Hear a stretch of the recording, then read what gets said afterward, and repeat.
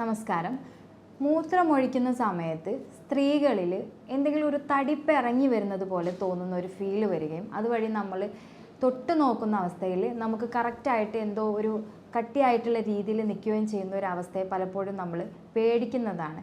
ഇത്തരം കണ്ടീഷൻസ് എന്താണെന്ന് പോലും അറിയാതെയാണ് പലപ്പോഴും പല സ്ത്രീകളും നമ്മളെ ഒപ്പിയിൽ വരാറുള്ളത്. പലപ്പോഴും മൂത്രസംബന്ധമായിട്ടുള്ള രോഗമാണ് എന്ന് പറഞ്ഞിട്ടായിരിക്കും, അല്ലെങ്കിൽ ചെറിയ രീതിയിൽ വജൈനയിൽ ചൊറിച്ചിൽ വരുന്നുണ്ട്, മുറിവുണ്ടാകുന്നുണ്ട് എന്ന് പറഞ്ഞിട്ടാണ് മിക്ക പേഷ്യൻറ്റും നമുക്ക് വരാറുള്ളത്. അത്തരം കണ്ടീഷൻസുകൾ നമ്മൾ നോക്കുമ്പോൾ അത് പ്രൊലാപ്സ് ഓഫ് യൂട്രസ് അല്ലെങ്കിൽ ഗർഭപാത്രം ഇറങ്ങി വരുന്നൊരു കണ്ടീഷനായിട്ട് നമ്മൾ കാണാറുണ്ട്.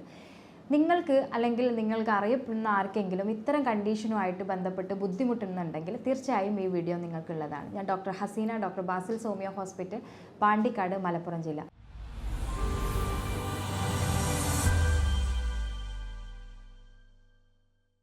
മിക്ക പേഷ്യൻസും നമുക്ക് ഒ പിയിൽ വരാറുള്ളത് അല്ലെങ്കിൽ പ്രൊലാപ്സ് ഓഫ് യൂട്രസ് ഗർഭപാത്രം ഇറങ്ങി വരുന്ന ഒരു കണ്ടീഷനിൽ ആരും തന്നെ ഇത് കറക്റ്റായിട്ട് ഗർഭപാത്രം ഇറങ്ങി വന്നിട്ടുണ്ട് എന്ന് പറഞ്ഞിട്ട് വരാറില്ല. അല്ലെങ്കിൽ ആദ്യ ഘട്ടത്തിൽ വരുമ്പോഴായിരിക്കും ഇതിനെപ്പറ്റി പ്രത്യേകിച്ച് ഒരു അവയർനെസ് ഉണ്ടായിരിക്കില്ല. ഇതെങ്ങനെ മനസ്സിലാക്കാമെന്ന് ചോദിച്ചു കഴിഞ്ഞാൽ കൃത്യമായിട്ട് ഇടവിട്ട സമയങ്ങളിൽ മൂത്രം ഒഴിക്കണം എന്നുള്ളൊരു ചിന്താഗതി, അതുപോലെ തന്നെ മൂത്രം പിടിച്ചു നിൽക്കാൻ പറ്റാത്തൊരവസ്ഥയൊക്കെ ആയിരിക്കും. ആ ഒരു അവസ്ഥയിലായിരിക്കും പലപ്പോഴും പേഷ്യൻസ് വരിക. അതുപോലെ തന്നെ മോശം പോവാൻ കറക്റ്റ്, അല്ലെങ്കിൽ നല്ല രീതിയിൽ ചൊറിച്ചിലുണ്ടാവും, അല്ലെങ്കിൽ ചെറിയ ബ്ലീഡിങ് ഉണ്ട് പറയുക, അല്ലെങ്കിൽ നല്ല രീതിയിൽ അവിടെ കുരുക്കൾ വന്നിട്ട് ഇൻഫെക്ഷൻ വന്നെന്ന് അറിയുക. ഇത്തരം കണ്ടീഷനായിട്ട് വന്ന് നമ്മൾ എക്സാമിനേഷൻ ചെയ്യുമ്പോഴായിരിക്കും വജൈനൽ പാർട്ടിലോട്ട് ഒരു തടിപ്പ് വന്ന് നിൽക്കുകയും നമ്മൾ എക്സാമിനേഷൻ ടൈമിൽ നോക്കുന്ന സമയത്ത് കറക്റ്റായിട്ട് ഗർഭപാത്രത്തിൻ്റെ ഒരു പാളി ഇറങ്ങി വന്ന ഒരു രീതിയിൽ നമുക്ക് കാണാൻ പറ്റും. പലപ്പോഴും ഇതിനെ ഗ്രേഡ് വൈസ് ആയിട്ടാണ് നമ്മൾ നോക്കൽ. First grade, second grade, third grade. മിക്ക സ്ത്രീകളിലും 3 മുതൽ 4 വരെ ഗ്രേഡിലായിട്ടായിരിക്കും പലപ്പോഴും നമ്മളുടെ അടുത്ത് വരാറുള്ളത്. അതിൽ തന്നെ നമ്മൾ മനസ്സിലാക്കേണ്ടത് കണ്ടീഷൻസ് അല്ലെങ്കിൽ ഈ ഒരു പ്രയാസം അനുഭവപ്പെട്ടിട്ട് കാലങ്ങളോളം ആയിട്ടുണ്ട് എന്നും ഇത് പലപ്പോഴും ഇതെന്താണെന്ന് അറിയാത്തതിൻ്റെ പേരിലും അല്ലെങ്കിൽ ഇതെങ്ങനെ ട്രീറ്റ്മെൻറ്റ് ചെയ്യണം അറിയാത്തതിൻ്റെ പേരിലും ഇത് പ്രായമാകുമ്പോൾ ഉണ്ടാകുന്ന ഒരു കണ്ടീഷനാണെന്ന് നമ്മൾ തന്നെ മനസ്സിലാക്കി അതിന് ട്രീറ്റ്മെൻറ്റ് കൊടുക്കാതിരിക്കുമ്പോഴാണ് പിന്നീട് ഒരു 3rd ഗ്രേഡ്, 4th ഗ്രേഡ് എന്നുള്ള രീതിയിലോട്ട് വരുന്നത്. ആ ഒരു അവസ്ഥകളിൽ തന്നെ അല്ലെങ്കിൽ first grade, second grade, even 3rd ഗ്രേഡിൽ വരെ നമ്മൾ ട്രീറ്റ്മെൻറ്റ് ഫസ്റ്റ് ഘട്ടത്തിൽ സ്റ്റാർട്ട് ചെയ്യുകയാണെങ്കിൽ ഇതിൽ മാറ്റിയെടുക്കാൻ പറ്റുന്ന ഒരു കണ്ടീഷനാണെങ്കിൽ ഇത് നമ്മൾ ശ്രദ്ധിക്കാതെ പോയതിൻ്റെ പേരിൽ 4th വന്ന് പേഷ്യൻ്റ് വളരെയേറെ പ്രയാസപ്പെടുന്ന ഒരു കണ്ടീഷനും പിന്നീട് സർജറി അല്ലെങ്കിൽ യൂട്രസ് റിമൂവ് ചെയ്യുക, അതല്ലെങ്കിൽ മറ്റെന്തെങ്കിലും സർജറി ചെയ്യുക എന്നുള്ള ഒരു ഓപ്ഷനിലോട്ട് പൊതുവെ പേഷ്യൻ്റ് പോകുന്നതും കാണാം. നിങ്ങൾക്ക് ഇത്തരം കണ്ടീഷൻ ഉണ്ടെങ്കിൽ നിങ്ങൾ ആദ്യമായിട്ട് എപ്പോഴും ശ്രദ്ധിക്കേണ്ട ഒരു കാര്യം എന്ന് വെച്ചാൽ എപ്പോഴും 40 വയസ്സ് കഴിഞ്ഞാൽ എപ്പോഴും ഒരു സ്ത്രീ അവരുടെ ശരീരവുമായിട്ട് വളരെയേറെ നമ്മൾ അവരുടെ ആരോഗ്യ പ്രശ്നമായിട്ട് വളരെയേറെ ബോധേഡ് ആവേണ്ടതാണ്. പലപ്പോഴും 40 വയസ്സ് വരെ നമ്മൾ പല കാര്യങ്ങളിലും, അതായത് ചെറിയ നമ്മളുടെ കുട്ടികളുടെ പഠനം അല്ലെങ്കിൽ മറ്റെന്തെങ്കിലും കാര്യങ്ങളിലൊക്കെ ആയിട്ട് വളരെയേറെ സ്ട്രെസ്ഫുൾ ആയിരിക്കും. പിന്നീട് അങ്ങോട്ട് ഒരു 40 കഴിയുമ്പോൾ നമ്മൾ പലപ്പോഴും എന്ത് അസുഖങ്ങൾ വന്നാലും ഇതൊക്കെ പ്രായമാകുന്നതിൻ്റെ ഭാഗമായിട്ട് ഉണ്ടായതാണ് എന്ന് വിചാരിച്ചിട്ട് പല അസുഖത്തിനും ട്രീറ്റ്മെൻറ്റ് പൊതുവെ എടുക്കാറില്ല.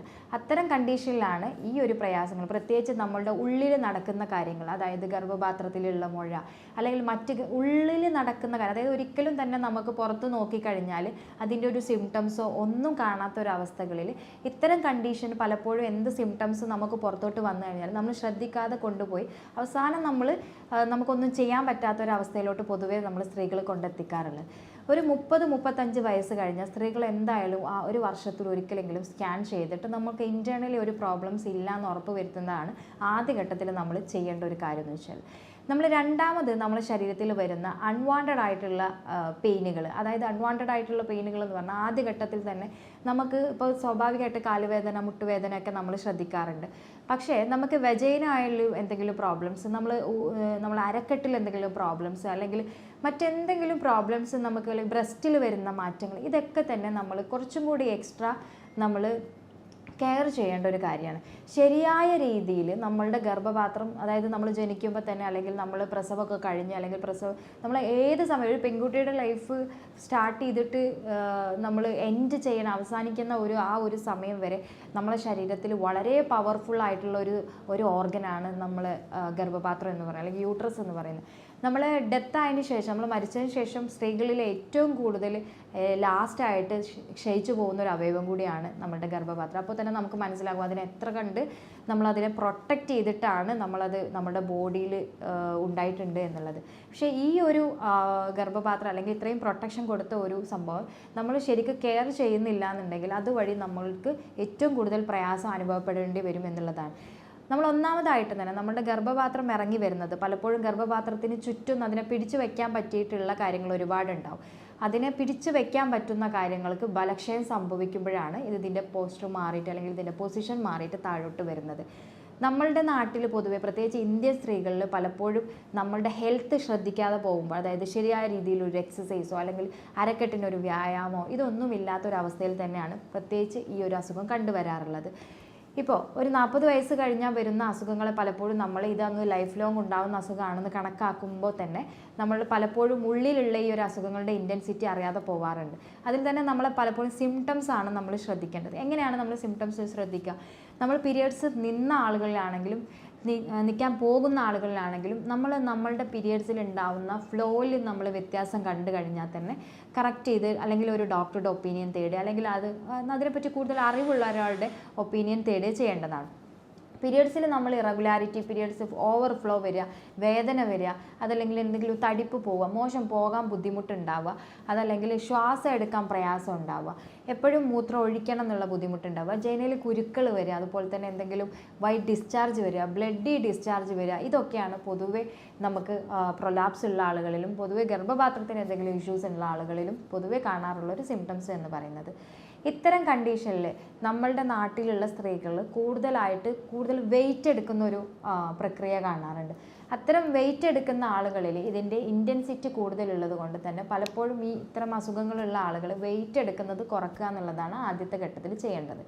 ഇനി നമുക്ക് രണ്ടാമത്തെ കാര്യങ്ങൾ, അല്ലെങ്കിൽ ഇതിന് ഇത്തരം സംഭവിച്ചു കഴിഞ്ഞു കഴിഞ്ഞാൽ ഒരു സർജറിക്ക് മുന്നോടിയായിട്ട് നമുക്ക് എന്തൊക്കെ ചെയ്യണമെന്ന് നോക്കുകയാണെങ്കിൽ ആദ്യം പറഞ്ഞ പോലെ തന്നെ വെയിറ്റ് എടുക്കുന്നത് കുറക്കുക. രണ്ടാമത് നമ്മളുടെ അരക്കെട്ടിന്, അതായത് ഫസ്റ്റ് ഗ്രേഡ് സെക്കൻഡ് ഗ്രേഡിലൊക്കെ വരുന്ന പ്രൊലാപ്സ് അല്ലെങ്കിൽ ഗർഭപാത്രം ഇറങ്ങി വരുന്നൊരു കണ്ടീഷന് നമുക്ക് എക്സസൈസ് ചെയ്താൽ തന്നെ ഒരു പരിധിവരെ ഇതിനെ ക്ലിയർ ചെയ്യാൻ പറ്റാറുണ്ട്.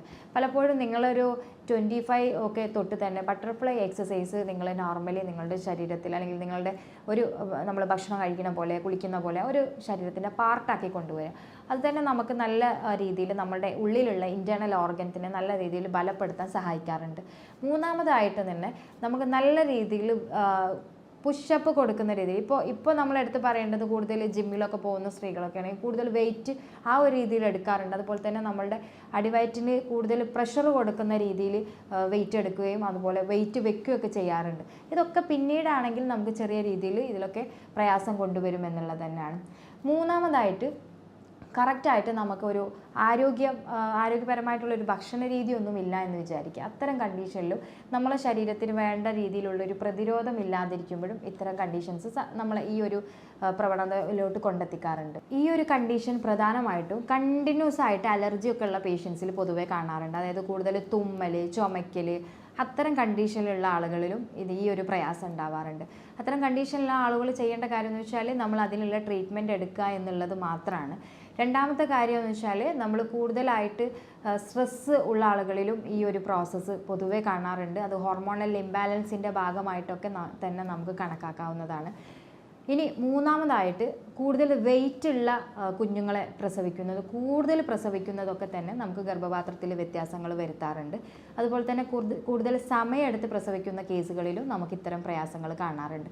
അപ്പോൾ നമ്മളൊന്ന് കറക്റ്റ്, അല്ലെങ്കിൽ പ്രസവം ശരിയായ രീതിയിൽ നടന്നിട്ടില്ല, അത്തരം കണ്ടീഷനിലാണ് നമ്മളിത് സംഭവിക്കാൻ കൂടുതൽ സാധ്യത എന്നുള്ളത് കൊണ്ട് തന്നെ നമ്മൾ നോർമലി ഡെലിവറി കഴിഞ്ഞതിന് ശേഷം, ഡെലിവറി ആവട്ടെ C-സെക്ഷൻ പിന്നീട് C-സെക്ഷൻ നെക്സ്റ്റ് ഒക്കെ ആയതാണെങ്കിലും ശരി, ഒരു 6 മന്തിനൊക്കെ അപ്പുറത്തേക്ക് നമ്മൾ നോർമലി പെൽവിക് ഓർഗൻസ് കറക്റ്റ് ചെയ്യാനുള്ള അല്ലെങ്കിൽ പെൽവിക്, അതായത് യൂട്രസ്, വജൈന, സർവിക്സ്, ഈ 3 ഓർഗൻസിന് ബലക്ഷയം അതുപോലെ തന്നെ സംഭവിക്കാതിരിക്കാൻ, അതുപോലെ തന്നെ നല്ല ബ്ലഡ് ഫ്ലോ കിട്ടാൻ വേണ്ടിയിട്ടൊക്കെ കറക്റ്റായിട്ട് നമുക്ക് ഈ എക്സസൈസുകൾ കൊണ്ടുപോവുകയാണെങ്കിൽ ഒരു പരിധിവരെ ഫസ്റ്റ് സെക്കൻഡ് ഈവൻ ഗ്രേഡ് 3 വരെ നമുക്ക് ഒരു പരിധി വരെയൊക്കെ നമുക്കിതിൽ മാറ്റിയെടുക്കാൻ പറ്റും എന്നുള്ളതാണ്.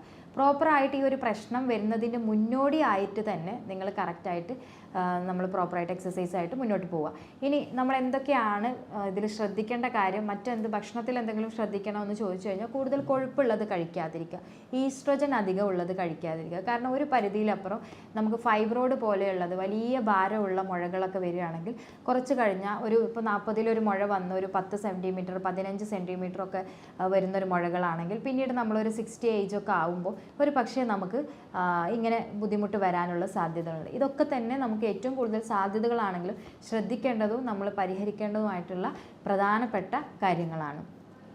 ഇത്തരം കണ്ടീഷനുമായിട്ട് ബന്ധപ്പെട്ട് എന്തെങ്കിലും കൂടുതൽ അറിയാൻ താഴെയുള്ള വാട്സപ്പ് നമ്പറിൽ നിങ്ങൾക്ക് കോൺടാക്റ്റ് ചെയ്യാവുന്നതാണ്. ഞാൻ doctor Haseena, doctor Basil സോമിയ hospital, Pandikkad, Malappuram ജില്ല.